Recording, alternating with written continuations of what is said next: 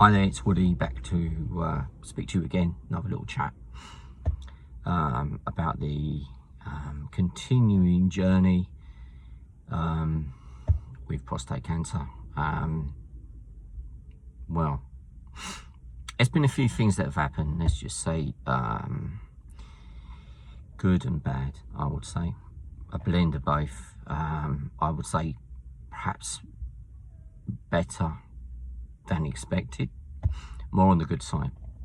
In recent weeks, you might have known, I've been going through some bone scan, CT scan, MRI scan. There's been a few cock-ups and things as well. It's all been a bit of a emotional roller coaster, that is prostate cancer. And sometimes you feel quite upset about it when you know the cancer is hard enough to deal with, but when you're getting so many mistakes from the people that are supposed to care for you, sometimes I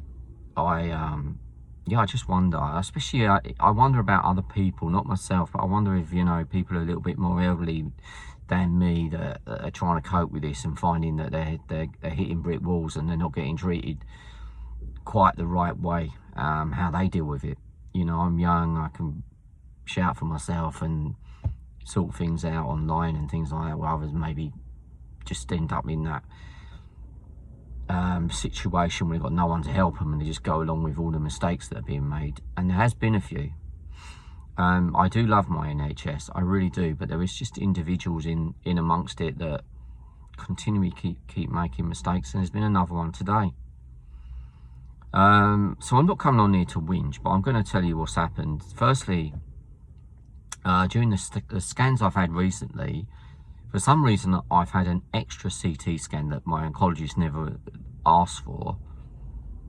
So I've had 2 CT scans in 3 weeks, and I did say to the people when they rang up and said, we're booking in your CT scan, I said, well, I only had one like last week. And they said, no, we've been asked by your doctor to do another one. So I'm thinking, okay, so there your mind goes, is it because there's something really wrong, or is it because it didn't come out, or what? I don't know. I went along and had the CT scan. That was just on the Sunday just gone, which I thought was surprising, considering the appointment with my oncologist was yesterday, which is only about 5 days later. And I thought, well, they're never going to get the results back, but perhaps they've got the results back from the previous one. It's all very confusing, isn't it? So the appointment for the oncologist was also at a different place. So in the morning I thought, I better check this up. I rang them. They said, oh, there's no appointment today. That's yesterday morning. I'm thinking, hang on a minute, what do you mean there's no appointment? I've got the letter for it, I've got everything, you know, but apparently it's been cancelled, but no one told me. And this is where it gets tough, because you put all your hopes on that appointment, because that appointment is the one that tells you how things are going. And then you've got another, you think to yourself, well, when's the next appointment? Is it another month that I've got to sit here and potentially worry myself half to death, which luckily I don't, but I'm guessing that other people do. So emotionally, it's an emotional blackmail sometimes. Yeah, it just feels that way. You know, a roller coaster that possibly doesn't need to be as bad as it is. Others that are watching this video, you go through private insurance, you probably never go through this kind of stuff, you know. So I'm forever grateful for the NHS, but sometimes I just think they just don't get it right, and they need to sort of get a grip sometimes and look out what they're doing and listen to the next one. So anyway, I got the appointment because I rang up and I was very upset and said, you know, I've waited a month since those scans.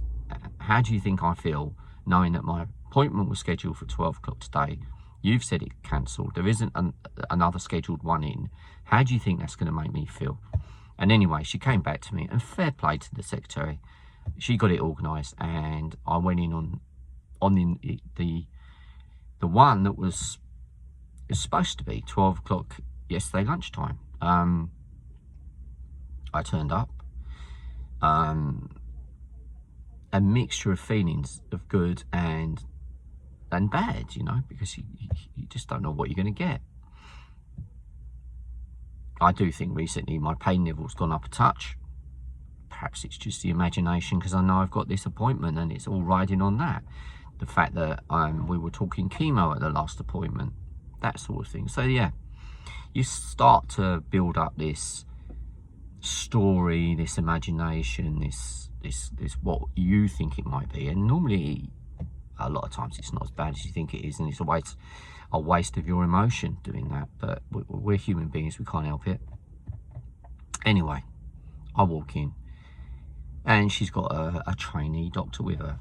We exchanged pleasantries, which is lovely. And she said, well, you know, we have some good news and we have some not so good news. So I'm thinking, okay, but let's get rid of the not so good news. And the not so good news is that we have found another area of cancer in your right pelvic area, right pelvis. Okay.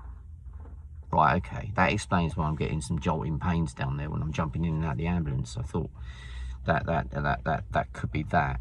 Anyway, but it's very small. But the good news is there's nothing else. The others have all gone. I'm thinking, wow, you know, but there wasn't much left. But then she showed me the scans and compared them through the last 2 years, and you can definitely see the black dots disappearing on each scan. You know, the first one. And I want to tell people, because look, when you go to that first oncology meeting and I was riddled with the stuff, right? And I'm thinking, it's the end of my life. Okay? It isn't. It doesn't necessarily have to be. Yeah? Maybe I got lucky. I don't know. But anyway, through the last 2.5 years, the amount of cancer seems to have evaporated. And I've been on the hormone therapy, and I've been on all that stuff. And the painkillers to numb it all down. So great. We've got a little bit that's reappeared. What are we going to do about that? So she said, I don't think the chemo is going to be the answer. And I said, great. I said, I'd like to leave the chemo to the very last minute, if that's possible. The last choice, the last resource. I don't want chemo.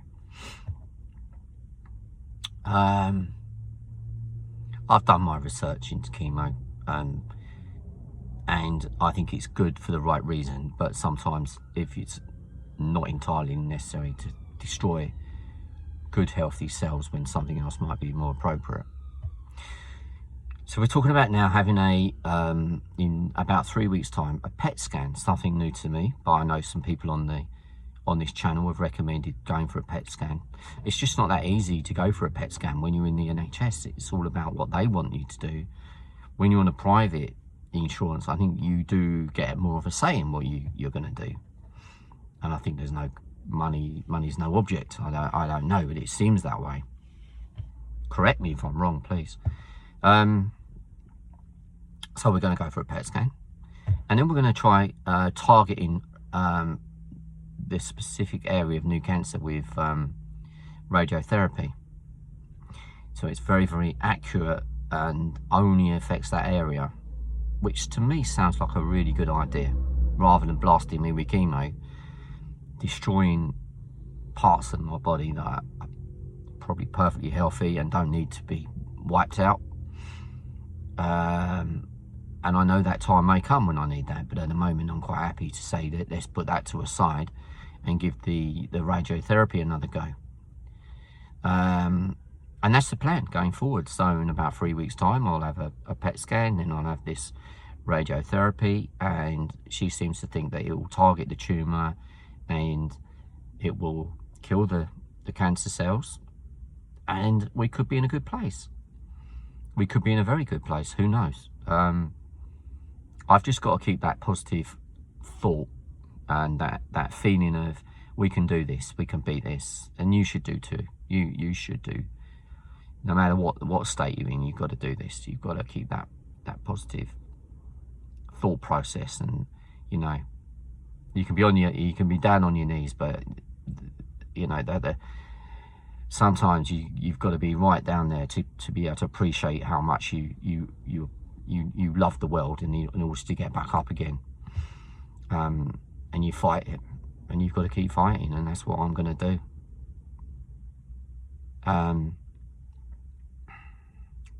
Wow, it is just a and then the last thing, I've got to mention this, because then I think to myself, right, everything's great, I go in today, I get my monthly PSA test. Sorry, my memory just goes from, I'm not a memory like a goldfish. PSA test, and as I'm in there, I get called up for having an injection, and I'm like, no, I don't. My injection was 2 weeks ago. No, we got you down for an injection today. You've got to come in and having it. No, I've just had a 3-month injection. It's all been changed, and I just think, who's controlling this? I don't know if anyone else is having this kind of experience, but it's almost like I'm living in a parallel universe with there's 2 of me, and they're just getting me mixed up. But anyway, that got sorted out and ironed out, and they agreed that I don't have to have the injection. And I thought, no, I don't, because that will give me an overdose of the stuff, and I don't want that. But again, I just wonder how many people that may be a little bit elderly that may have just gone, okay, if you said I've got to have an injection, I'll have an injection. It's frightening. It's truly frightening. Yeah. But I will keep believing in my NHS. I will keep believing in them, but slowly but slowly they're eroding away my good feeling about it. I work for them. I don't work for them, I work with them, training ambulance drivers. I don't want to feel like this. I want to believe in it. But somewhere, someone down the line is just making cock up after cock up, and it's just affecting me. And yeah, cancer I can deal with, the treatment and all the stuff that goes with it is the problem. However, again, on top of all that, I'm just so grateful that I'm grateful I'm here. I'm grateful that I have this, you know, at the end of the day, one of the ways to look at it is, right, at least you're here to have these issues. You know, could have been a lot worse, and the scan could have been a lot worse. So I'm going to leave it at that, and wish you all a very good day, or evening, morning, whatever time of day, whatever you're doing. Keep fighting and keep positive, and I'll come back and speak to you again soon. Okay, bye.